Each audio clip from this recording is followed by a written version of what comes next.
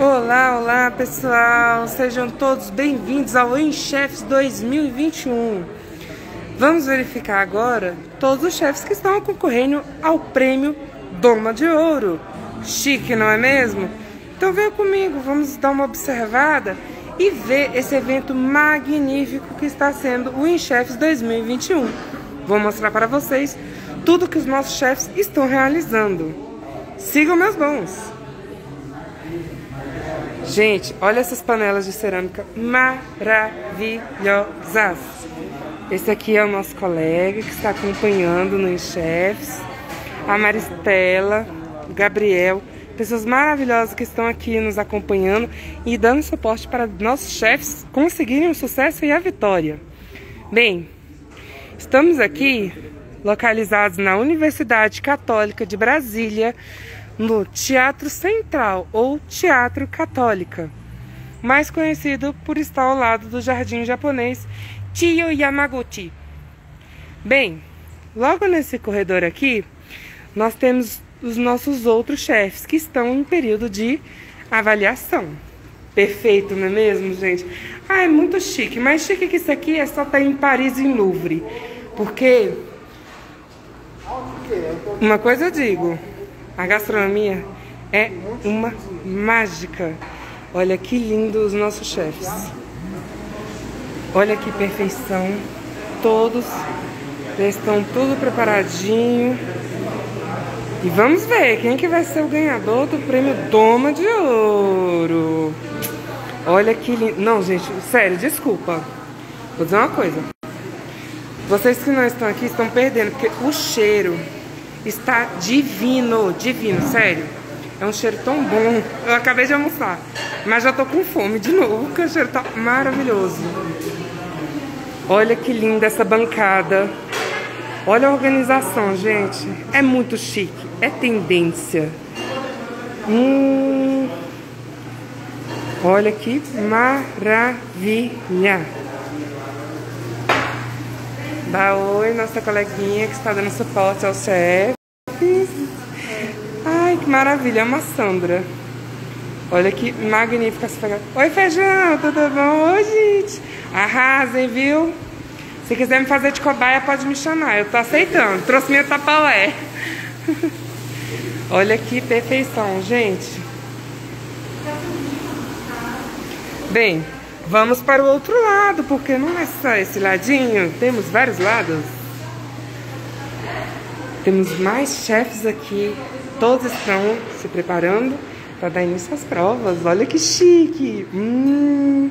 Não, gente, olha que linda essa bancada. Amo castanhas, delícia. Ai, vou provar mesmo, tá uma delícia. Ai, gente, amei, chique. Muito chique mesmo. Nossa colega Ju, que está dando suporte aos nossos chefes maravilhosos. Gente, olha essa bancada que lindo. Amei. Organização pura, total, adorei. Bem, vamos voltar para o Salão Central, não é mesmo? Vamos todos voltar. Tá chique, tá maravilhoso. Esse evento vai ser um espetáculo. Espetáculo total. Bem, como todos sabem, estamos localizados na Universidade Católica de Brasília, no Teatro Central. Vou passar mais uma vez. Caso você deseje vir ao evento, estamos de portas abertas e corações também. Estamos aqui no Teatro Católica, ao lado do Jardim Chiyo Yamaguchi.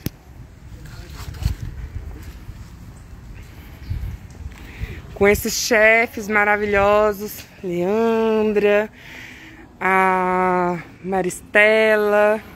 Gente, esse povo é maravilhoso. Temos essas panelas incríveis da Ceraflame. Eu tenho em casa, tá, gente? É boa. Essa panela é incrível, fabulosa. Super mega indico. Cara, mas muito boa. Temos vinhos e champanhes da Maple, Del Maple. Muito bom também. A Bona Porcelana Prêmio. Gente, olha só que chique, ó. Vocês estão achando que isso aqui é uma taça simples, comum, vai quebrar, né? fazer aquele negocinho. Ó, olha a resistência dessa taça. Ela não quebra. Ela é muito resistente. Não, olha só que maravilha. Ó, pra ver a resistência. É incrível, gente, sério. Essa empresa é fabulosa. Chic-Pair, utensílios e equipamentos e consultorias. Bem, agora vamos dar início ao chefe Dom Francisco, que irá executar um menu fabulosamente incrível. Convido a todos para tomar os seus lugares. Para quem não me conhece, eu sou chefe Otávia Dom Cabral, sou embaixadora da gastronomia brasileira pelo Distrito Federal e coordenadora do Enchefs DF. É um prazer receber vocês aqui hoje. Hoje a gente está acontecendo aqui na cozinha ao lado, acontecendo aqui na cozinha ao lado, o concurso gastronômico de chefes profissionais.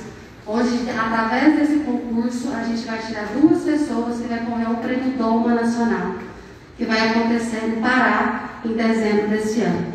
É uma honra para mim estar representando o Prêmio Doma aqui no Distrito Federal e através desse concurso a gente vai tirar 2 grandes nomes para também representar o nosso concurso, certo? Eu convidei o chefe Francisco, enquanto acontece a prova, para ele fazer uma oficina para a gente. Ele vai fazer um risoto do Cerrado. Muito obrigado, Francisco, pelo seu tempo, pela sua disponibilidade de passar um pouquinho dos seus conhecimentos para nós, tá? Vou falar um pouquinho do chefe Francisco. Para quem não conhece, o chefe Francisco Acileira é um chefe autodidata, natural de Santa Catarina, de ascendência italiana. Desde menino já cozinhava para seus familiares, professor universitário de formação, percorreu vários estados do país e se estabeleceu em Brasília, onde inaugurou, em 1988, seu primeiro restaurante na Asa Sul. Hoje, Dom Francisco Restaurante conta com 2 endereços, na 402 Sul e na Asbac. Incentivador da agricultura familiar, Francisco tem o hábito de frequentar o SEASA, continuamente pesquisando produtos locais, os quais utiliza a criação dos pratos da casa. O tambaqui, o bacalhau, a picanha são carros-chefes do menu da casa. São frutos de suas ascendências pelo país.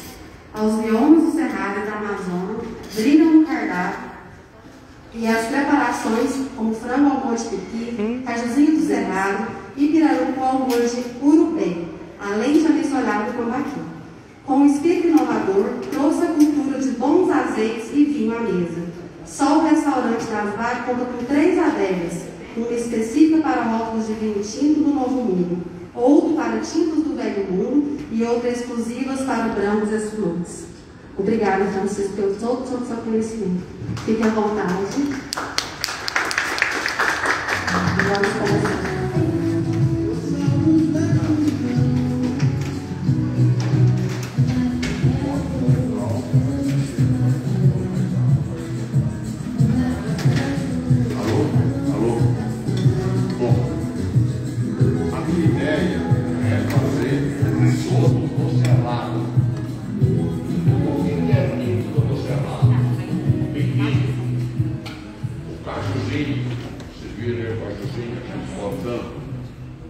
A polpa do piqui. E quando se construía Brasília, na década de 60, o que se comia na época aqui? A grande comida era o milho. Brasília não tinha arroz. Quem criou o arroz para Brasília foi Embrapa. Não se produzia arroz praticamente em Brasília. Era muito difícil. Não tinha espécies adaptadas. Também não se tinha mandioca. A mandioca não produzia bem em Brasília.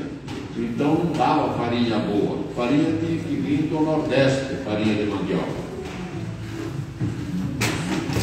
E de fato, o que o pessoal da região tinha para comer era milho, nas várias versões, certo?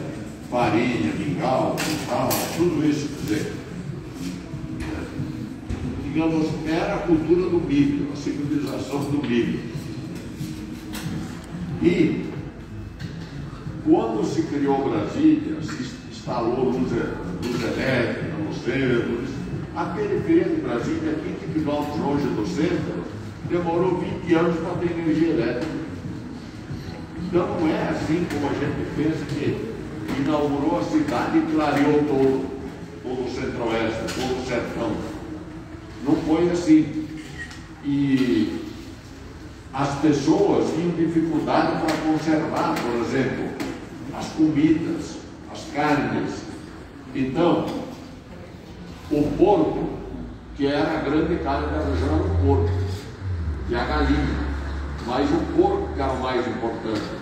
Dele se tirava a carne, se fazia alguns embutidos, se salgava, se defumava e, sobretudo, se colocava na lata, se fazia carne na lata.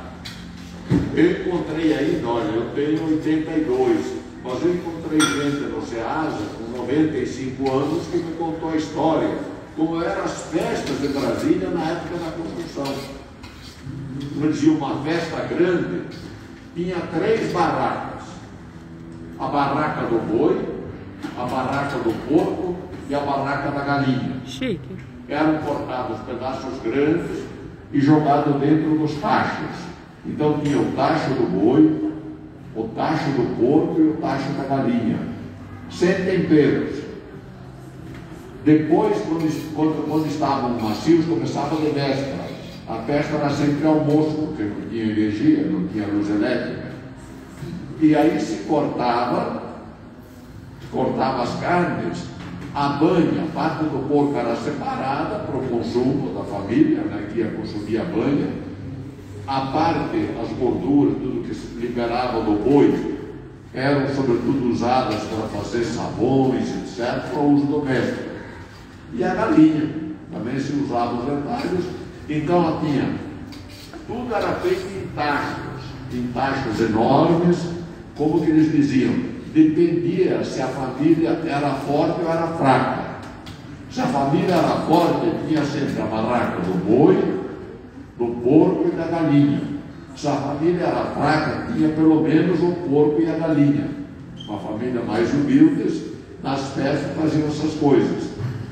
E o que se comia muito para acompanhar os pratos era a raspa de queijo. Raspa daquele coqueiro que tira raspa e seca até hoje, buriti, raspa de buriti. Tem até um fato interessante. Não sei se alguém daqui ouviu falar de jabá com jacuba. Já ouviram? É do Nordeste. O turma de Lampião era especialista em jabá com jacuba. Punha como é que se diz? A carne na água, no riacho, para tirar o excesso de sal. E aí, molhava a farinha, já no dia seguinte, quando assava, e se acompanhava o jabá. A jacuba era a farinha molhada. Aqui, como a farinha era muito difícil, o jabá era o jabá, né? Mas a jacuba era com raspa de buriti. Eles punham de molho na véspera a raspa de buriti, trituravam, e o principal acompanhamento para comer as comidas da barraca eram as raspas de buriti. Havia farinha também, mas era muito rara a farinha. O arroz vem do Rio Grande do Sul, para terem uma ideia. Então tudo isso se viabilizou com o tempo, graças à Embrapa. Depois entraram, quem podia dar uma palavra avalizada para a gente, o Luiz Cláudio, o Sebrae, a Emater, que começaram a ensinar tecnologia para se preparar as coisas e também para se plantar. Mas vejam, qual era o porco que se comia? Era o porco que tinha na região, chamado porco caipira, tá certo? Esse era o porco.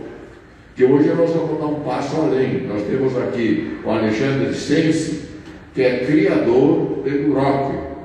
É a última palavra em porco, como o Angus é a última palavra em carne bovina, O Duroc é a última palavra em carne suína. Depois ele vai dar um valor. Vocês vão provar hoje um pedacinho de costela de Duroc, produzida pelo Alexandre, no Pazete. Padef, desculpa, Padef. Bom, e aí para fazer esse risoto, o que eu fiz? Eu peguei panceta do porco de açougue. Eu vou misturar aqui, estamos cozinhando o arroz. Eu estou usando arroz parbolizado, não estou usando o arroz italiano para risoto. E a diferença de preço é absurda. Para comprar um pacote de 5 quilos de arroz parbolizado, eu gastei R$22 no mercado comum.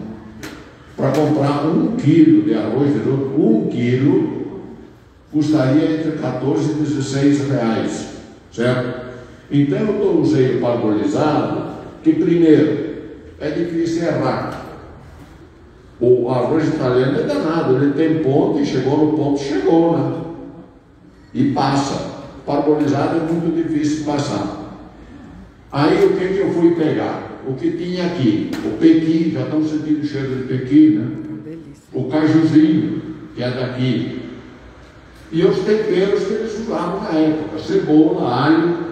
Eu fiz um creme de cebola, um creme de alho e coloquei no fundo dessas panelas, cortei a panceta do porco de açougue, assei, cortei, desengordurei e vou misturar aqui para fazer o nosso prato final do risoto cerrado, certo? Bom, Luiz, quer dizer uma palavra? Pois chega a sua vez. Boa tarde a todos. A gente falou algumas coisas que é importante aqui para a gastronomia de Brasília. A gente tinha muita escassez de produto. O Sr. Francisco, quando lançou o restaurante dele, em 88, para vocês terem ideia, muitos produtos vinham de São Paulo, tinham que vir de avião. A gente não tinha todos os temperos que nós temos hoje, né, todos os recursos que nós temos hoje. Não era qualquer coisa que se produzia no Cerrado. O pessoal falava que o Cerrado não ia produzir nada, né? Que aqui a gente não tinha condição de fazer nada. E as coisas foram se modificando. Então, Brasília começou a plantar as coisas, a gente não tinha, por exemplo, um tomate de qualidade. O Sr. Francisco foi um dos pioneiros a trazer a semente de tomate italiano, que o pessoal aqui, erroneamente, começou a chamar de saco de bode, porque ali parece o formato do tomate italiano, mas a Embrapa conseguiu aperfeiçoar. O Sr. Francisco bancou, junto com mais alguns donos de restaurante, a plantação e a compra desses tomates, porque não tinha. E às vezes a pessoa chegava lá para vender lá na Ceasa, o produtor, e não tinha ninguém para comprar, ninguém queria comprar aquele tomate daquele jeito. Achavam que era um tomate ruim. Muito pelo contrário, era um tomate de excelente qualidade. Então, foi feito muito molho, não só pelo Francisco, como outros também que participaram, Marcelo Terra, Santa Pizza na época, e outros donos de restaurantes que fizeram isso. O Sr. Francisco falou essa questão do tacho. Então, nas festas que se faziam, e ainda assim no interior aí de Goiás ainda existe alguma coisa disso, o pessoal mata o porco, aproveita tudo aquilo, põe no tacho, vai cozinhando, depois às vezes os pedaços mistura com arroz, faz aquele arroz com o porco, que é o prato principal das festas. Então, nesse desenvolvimento da nossa gastronomia, o Sebrae aqui em Brasília foi fundamental, porque ele começou a profissionalizar, a investir em consultoria para poder dar assistência para as empresas. Aí surgiu, em 2003, a RDC 216, né? Antes a gente tinha a 275, mas era mais aplicada à indústria, muito difícil de fazer ela rodar dentro de um restaurante pequeno. Já a 216 já foi muito mais fácil. Hoje a gente tem um sistema de gestão de boas práticas na produção de alimentos que tem ajudado demais as empresas, porque reduz o desperdício. né? Além de todos os aspectos de segurança e qualidade do alimento. Falando em desperdício, alguém aqui sabe que dia que é hoje? É o Dia Mundial de Redução de Desperdício de Alimentos no mundo. Foi lançado pela ONU com um patrocínio da FAO, que é a fundação que cuida dessa parte de alimentos vinculado à ONU.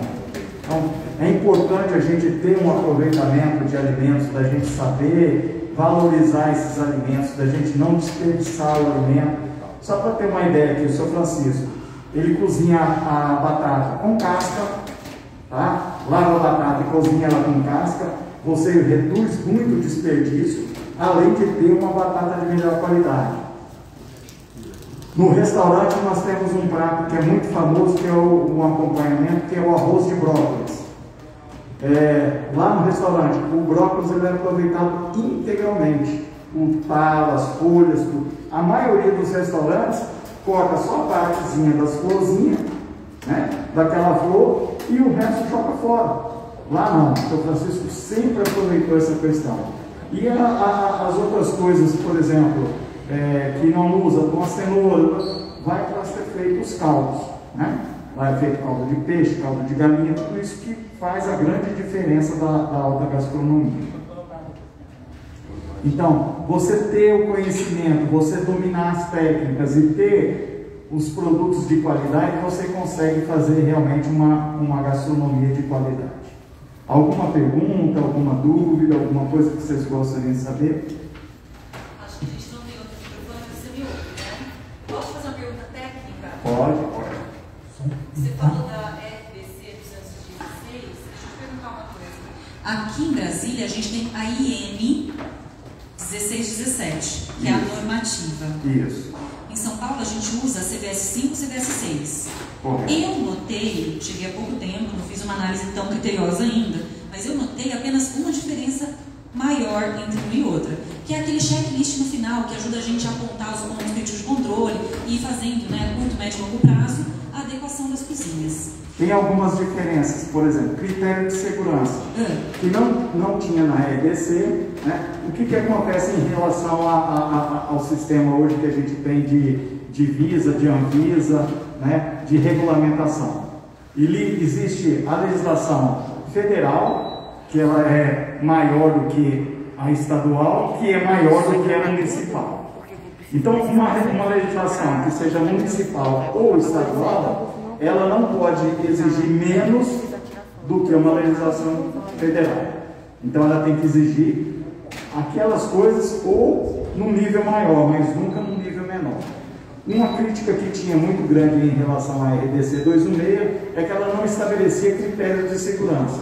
Então a CBS 06, que foi lá atrás, que inclusive foi o Wayne que participou lá da época, eu acompanhei esse trabalho, ela já começou a estabelecer critérios de segurança.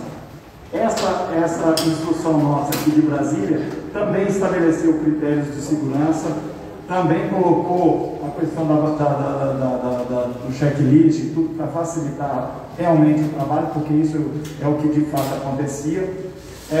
Inovou em algumas coisas quando colocou, por exemplo, algumas normas para a questão de padaria, exposição de produto à venda do consumidor, porque a gente não tinha isso e era muito assim questionado, porque um produto que foi qualificado, quando a gente vai, tecnicamente, tá? Quando a gente vai analisar um perigo no alimento, a gente tem que analisar que perigo é esse e se tem uma etapa subsequente que vai eliminar esse perigo. Então não adianta falar que tem perigo, por exemplo, num pão. Tem perigo, tem problema de bacilo cereus no pão. Tá, mas ele vai passar por tratamento térmico? Ele vai passar, ele vai ser forneado.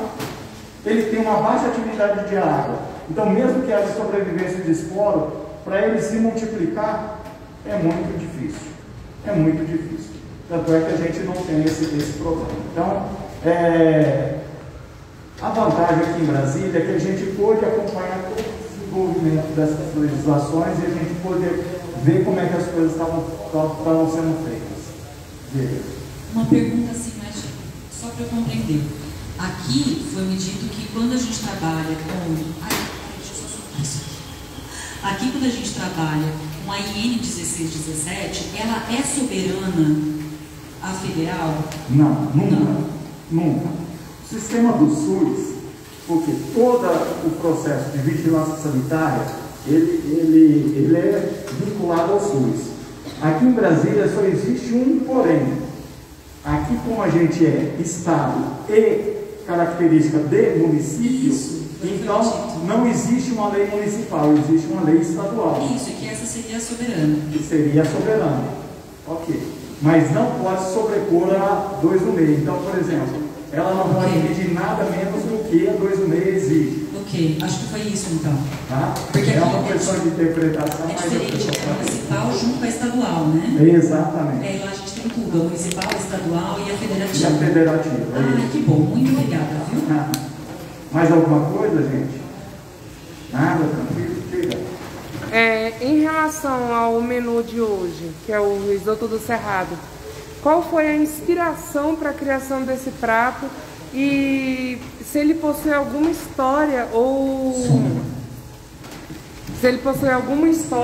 então ele possui alguma relação de afeição entre Brasília e os conhecimentos que o senhor Francisco trouxe para nós?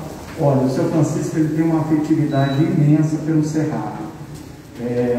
Eu compartilho isso dele também, a gente ama esse Cerrado, né? Os produtos do Cerrado, a valorização dos produtores rurais. Então, por exemplo, esse cajuzinho, ele dá uma vez por ano. A gente tem um restaurante o ano todo? Tem. Sabe por quê? Porque o cara que produz, que sai pegando 4 horas da manhã, ele sai de casa com uma sacola, uma cesta, um negócio para pegar, para colher no Cerrado, ele embala esse cajuzinho quando ele chega em casa e já leva direto para o seu Francisco. Então, se ele embalar 100 quilos, o seu Francisco compra 100 quilos. Se ele embalar 200 quilos, o seu Francisco compra 200 quilos. Então, é uma forma de dar um retorno para ele, porque mesmo assim você vê, tem produtores que têm até dificuldade para poder trazer esse produto para cá. O cajuzinho, no caso, é produzido na área de Cerrado de Formosa. Então, às vezes, o cara não tem carro para trazer. Né? Então, essa que é a complicação. Então, a inspiração dele é afetiva. A inspiração toda dele é afetiva. Ô Alexandre, como é que foi? Vamos cá, Alexandre. Então, olha aqui. Eu peguei aquele corpo e antigamente resumi algumas ideias. Eu fui limitado. O Alexandre vai contar aonde ele apareceu no mercado e o que ele está fazendo no corpo especial para nós. Tá, Alexandre? Tá bom, Sr. Francisco. Boa tarde a todos. Queria agradecer primeiramente o convite do Sr. Francisco para poder participar aqui do evento. Também agradecer a chefe Otávia pela organização, pelo contato que me fez também. Parabenizar todos, porque eu sou produtor rural, a gente tem trabalho ali no PADEF, aqui no Distrito Federal, na região de agropecuária aqui de Brasília, e eu cresci no campo, minha família veio lá do Rio Grande do Sul, do interior do Rio Grande do Sul, e há 40 anos a gente está no segmento do agro, e dando um duro danado lá, a gente trabalha com agricultura e pecuária, e faz esse trabalho com muito carinho, né? São vários produtos da agropecuária que vão chegar na mesa do consumidor. Então, para nós é muito importante profissionais ligados ao segmento, a gastronomia, essa rede de apoio, para poder dar sequência ao que a gente faz lá na fazenda, né? E poder o consumidor ter uma boa percepção dessa matéria-prima, desse alimento. E o que a gente faz lá, com muita dedicação, com tecnologias, dentro da agricultura e dentro da pecuária, é ter um conceito de rastreabilidade, de boas práticas também dentro da fazenda, de sustentabilidade, o atendimento a todas as normativas, inclusive ambiental, e para que a gente possa também dar a nossa contribuição no que tange da porteira para dentro, todo o processo de segurança alimentar. Especificamente com relação à carne suína ou à carne do porco e o Duroc, comentei que a minha família, meu avô, tem 95 anos. Ele está conosco até hoje, lá na fazenda, tem uma veia muito parecida aqui com o Sr. Francisco, de batalhar, de empreender, muito motivado também, e trabalha lá com a sua fazenda. E lá no Rio Grande do Sul, no começo, o meu avô criava um porco-banha, 1940, 50, 60, e como o Sr. Francisco falou, naquela época a banha do porco era tudo, porque ela guardava o alimento e ela servia para cozinhar o alimento e também para fazer até sabão para questão de higiene e limpeza. Então era a moeda, né, daquela comunidade lá no interior. O meu avô comprava um milho, esse milho alimentava os porcos e comercializava o porco, cuja moeda principal dessa mercadoria era a banha. E naquela época as raças que se trabalhava era o porco mais caipira, né? Esses dias eu lembro um pouco de história também. O suíno, o porco, chegou no Brasil em 1533, trazido pelas caravelas portuguesas, porque aqui se precisava desbravar o Brasil nessas frentes de trabalho que precisavam ser alimentadas, né? E o porco suíno, por ser um animal doméstico, muito fácil criação, e também um alimento muito versátil, começou a se desenvolver essas raças mais caipiras, mais nativas desde aquela época. E nesse período de 1950, aí minha família, através da Secretaria de Agricultura do Rio Grande do Sul, começou a importar, trazer algumas raças da Europa e dos Estados Unidos para o Rio Grande do Sul, entre as quais o Andrace, o White, que são raças muito boas do ponto de vista de reprodução, na parte materna, e o Duroc, que é uma raça assim, suína, que tem uma qualidade muito boa quando chegar aqui na gastronomia, na mesa. Porque o Duroc, para fazer uma analogia, é o Angus do porco. Por que ele é o Angus? Porque como a carne do Angus confere o marmoreio, o Duroc geneticamente também ele traz esse gene, né, na sua composição genética, de transferir esse marmoreio na sua carne, que essa gordura é muito viável, né? E que vai conferir sabor, suculência, maciez, do ponto de vista da gastronomia, mais potência, mais opções, né, vai realçar mais todo o sabor dessa proposta culinária. E já naquela época, se eu estiver falando muito aqui, Sr. Francisco, quiser também complementar, eu vou então trazendo aqui para a atualidade, aqui para o Padre, aqui para Brasília.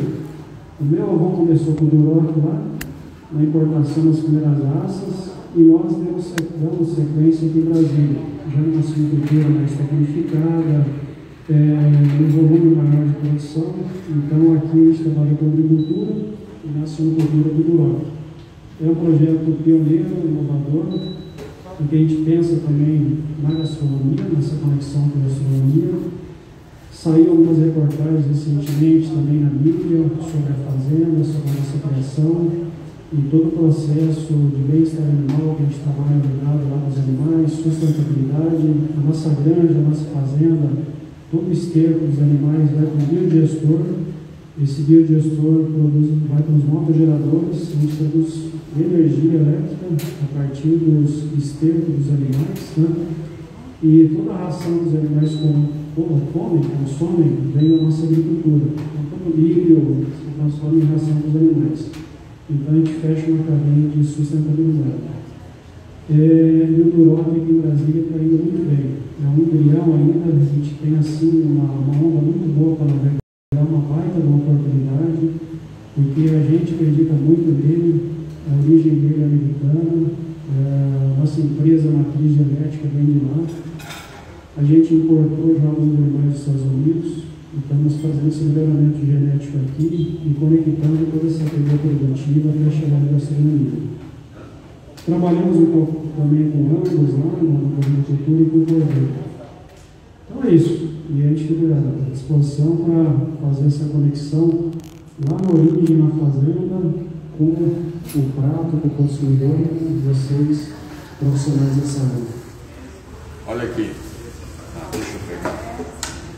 Obrigado, Alexandre. Desculpa aqui. Alô? Olha, esse pedaço que eu estou mostrando aí é um dos cortes que o Alexandre vai ter nos distribuidores dele. E eu estou pensando colocar já no restaurante, a partir do mês que vem, pratos do Duroc, mas nós vamos fazer vários pratos: espingo, panceta, costelinha, prime rib, todos esses pratos especiais, todos os cortes que tem no bovino dá para fazer no suíno. E nós vamos então estudar agora, Alexandre, né, como nós vamos fazer esses cortes chegar nos açougues e a preço decente, para vocês comprarem qualidade e preço bom também. E só uma coisa que eu não falei: o molho que eu estou usando aqui para temperar, dar o tempero final em tudo, chama arubé. O que é arubé? Arubé é amazônico. Muitos amazônicas não conhecem. A minha filha mais velha, mais nova, é amazônica. A gente pega o tucupi e reduz a 10 por 1. Esse creme chama arubé.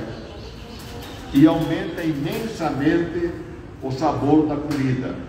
Outra coisa, já sabemos que ele tem pelo menos 1.500 anos de história, já se conseguiu datar.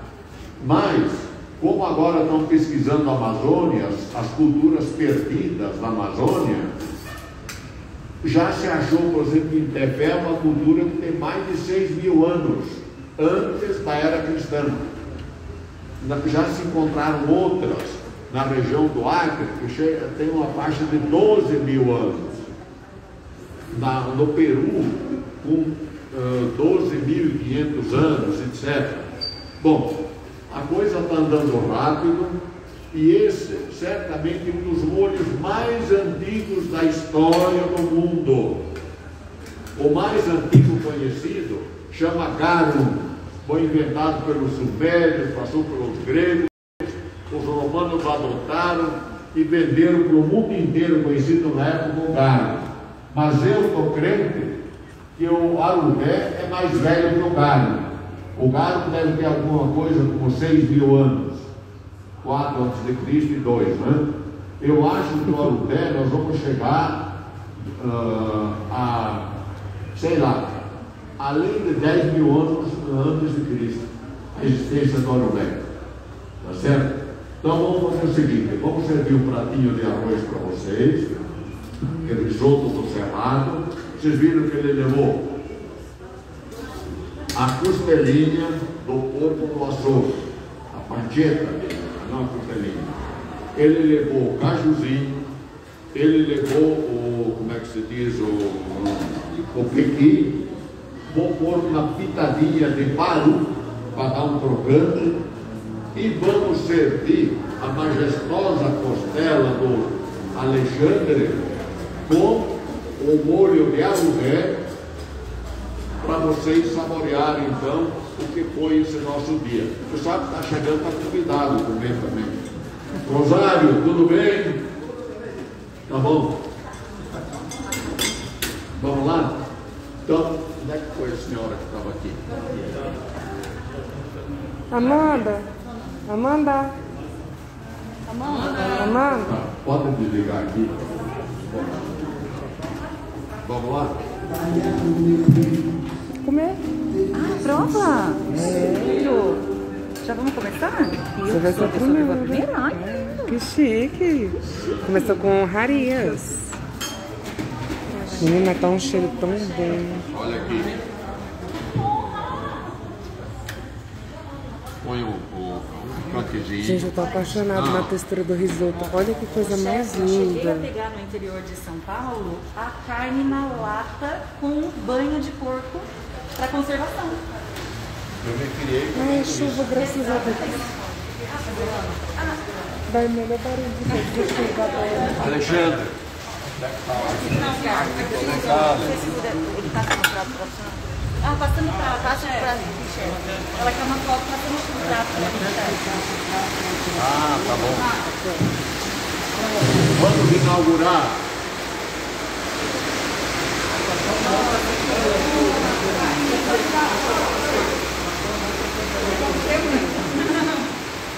Vai começar as honras. Olha que chique. Venham, gente, ainda dá tempo. Temos muitas coisas lindas. Temos muitas coisas lindas e maravilhosas. O evento está magnífico. Só falta você. Então, assista a nossa live ou, se possível, compareça aqui na UCB. Vamos receber a todos de coração.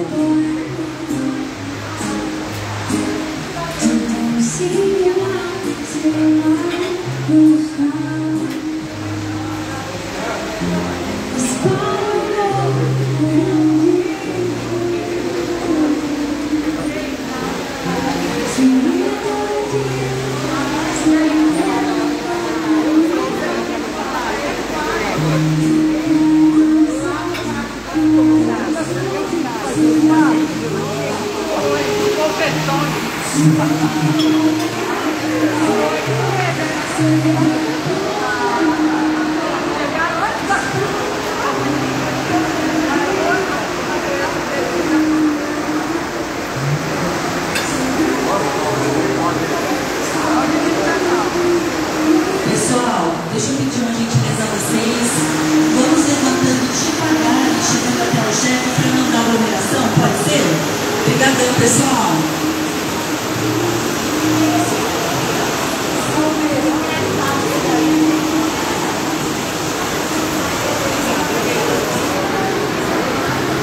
Ó, guarda um pratinho pra mim, viu? Ai, que delícia!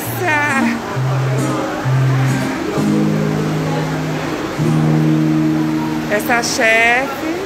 Oi, chefe.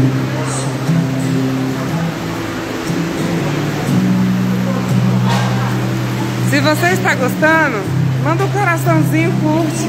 Vai ajudar bastante.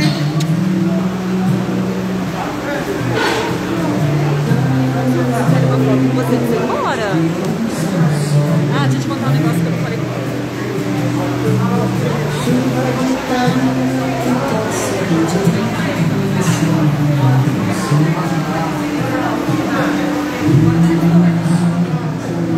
Vou pegar aqui o tripé para deixar o celular. Oi, sim.